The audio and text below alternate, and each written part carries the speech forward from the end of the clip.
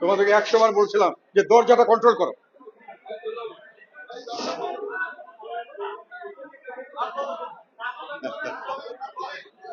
এই জন্য বললাম গেটটা তোমরা আগের থেকে বললাম, 100 বার করে বললাম।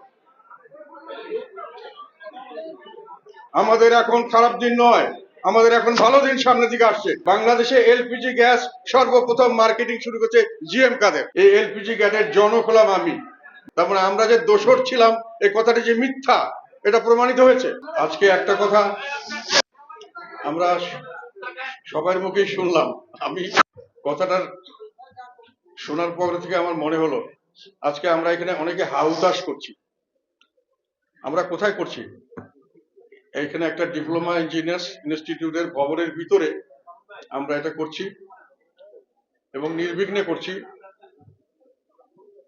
এটা এই অবস্থা কিন্তু কয়েকদিন আগে আমাদের ছিল না। এখানে ইঞ্জিনিয়ার্স ইনস্টিটিউটের সামনে দেখবেন যে এখানে এক পাশে বেগম খালেদা জিয়া আর এক পাশে শেখ হাসিনার ফলক আছে, কিন্তু এই বিল্ডিংটা জমি দিয়েছিলেন এবং তৈরি করতে অর্থ সহায়তা করেছিলেন হোসেন মোহাম্মদ এরশাদ। তার নামটা কোথাও বেশি একটা খুঁজে পাওয়া যায় না। তবে এইখানে যখন আমরা এর আগে মিটিং করার জন্য 3-4 বার আমরা যখন চেয়েছিলাম, তখন আমাদেরকে এই হলটা করতে দেওয়া হয়নি। আজকে আমাদেরকে এই হলে করতে দেওয়া হয়েছে এবং আমরা বুক ফুলিয়ে সকলের সামনেই সমস্ত কিছু রাজনৈতিক কার্যক্রম করতে সক্ষম হয়েছি। আমরা অনেক সময় অনেক কথা ভুলে যাই।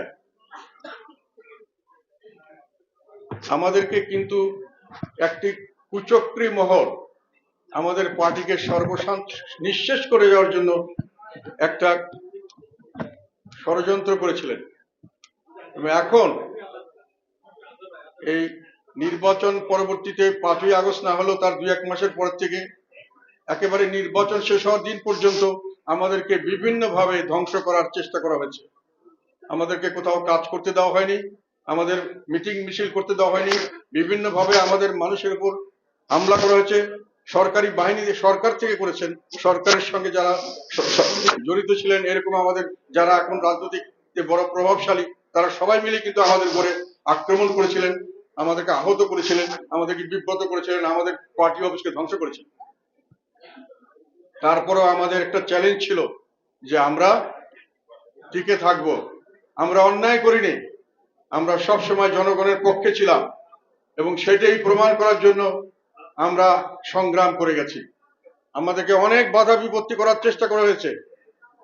নির্বাচন কমিশন আমাদেরকে তাদের যখন নির্বাচনের সময় যখন আলাপ আলোচনা মত বিনিময়ের জন্য ডাকলেন, তখন আমাদেরকে তারা বাদ দিলেন। আমরা নির্বাচন কমিশনের সঙ্গে কথা বলতে চাইলাম, ওরা সেখানেও আমাদেরকে দিলেন না। প্রত্যেক দিনই আমাদেরকে একটা অবস্থান সৃষ্টি করা হয়েছিল, যাতে করে বলা হচ্ছিল যে জাতীয় পার্টিকে প্রথম তো শুরু হলো যে আমাদেরকে অ্যারেস্ট করতে হবে, আমাদেরকে জেল দিতে হবে, ফাঁসি দিতে হবে, আমাদেরকে কোনোখানে দাঁড়াতে দেওয়া হবে না, আমরা দোষর ছিলাম। এই ষড়যন্ত্র আমরা এখন থেকে দেখছি না, এই ষড়যন্ত্র 1990 থেকেই জাতীয় পার্টির উপর এই ষড়যন্ত্র ছিল এবং এই ষড়যন্ত্রের শেষ এখানে এসে আবার আমরা লক্ষ্য করলাম জাতীয় পার্টিকে মাটিতে মিশিয়ে দেওয়ার জন্য ব্যবস্থা করা হচ্ছে।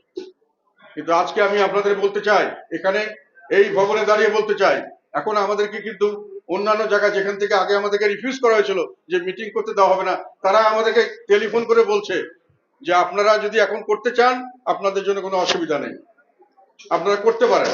তার মানে আমরা যে দোষর ছিলাম এই কথাটি যে মিথ্যা, এটা প্রমাণিত হয়েছে এবং আমরা যে সত্যিকার অর্থে দেশপ্রেমিক ছিলাম এটা প্রতিষ্ঠিত হয়েছে। এই কারণে যারা হতাশ হয়েছেন বা হতাশার কথা বলছেন তাদেরকে আমি একটা কথা বলতে চাই, আমি জাতীয় পার্টিকে এখন সবচেয়ে বেশি সম্ভাবনাময় দল হিসেবে দেখছি।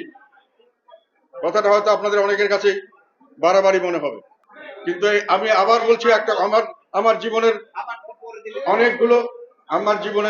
অনেকগুলো অর্জন আছে।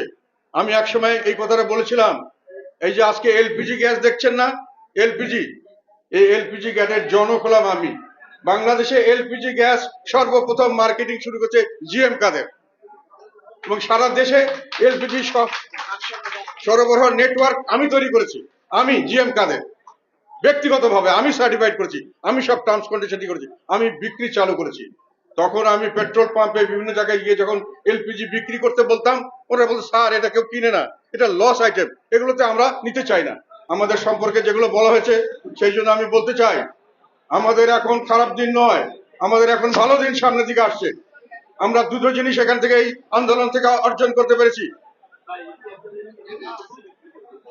তোমাদেরকে 100 বার বলছিলাম যে দরজাটা কন্ট্রোল করো।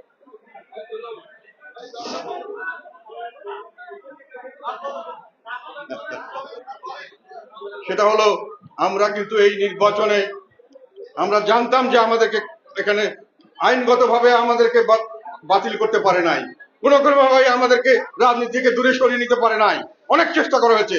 আমরা জানতাম যে নির্বাচনের সময় আমাদেরকে সমান সুযোগ দেওয়া হবে না, যেটা বললাম নির্বাচন কমিশন আমাদের সঙ্গে আলাপই করেন নাই, আমরা আলাপ করতে গেছি তারপরে দেন নাই।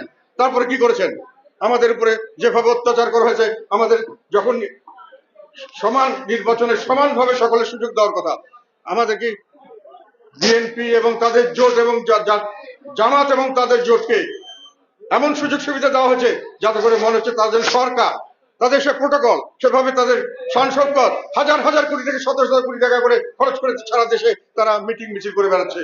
আমাদেরকে সেই সুযোগ দেওয়া হয় নাই। আমাদের টেলিভিশনে কথা ছিল, টেলিভিশনে সবাইকে 4 জনকে দেওয়া হয়েছে, 3 জন জামাত সরকারি দল আর একটা লোক বিএনপি, তাদেরকে দেওয়া হচ্ছে, আমাদেরকে কোনো সুযোগ দেওয়া হয় নাই। আমরা কোনোখানে কোনো রকম সমান আচরণ কোনোখানে পাই নাই। আমাদের প্রার্থীরা 3 জন জেলখানা থেকে নির্বাচন করেছে।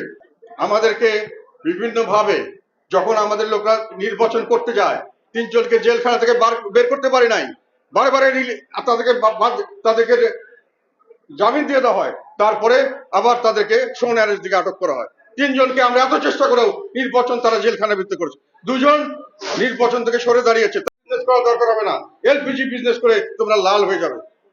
ভবিষ্যৎ তারপরে কিন্তু আমার কথা প্রমাণিত হয়েছে এবং তারা পরে বলেছে স্যার আপনার কথাটা শুনে আজকে কিন্তু আমি বিশালভাবে লাভবান, এলপিজির বিজনেস এত লাভজনক হয়েছে।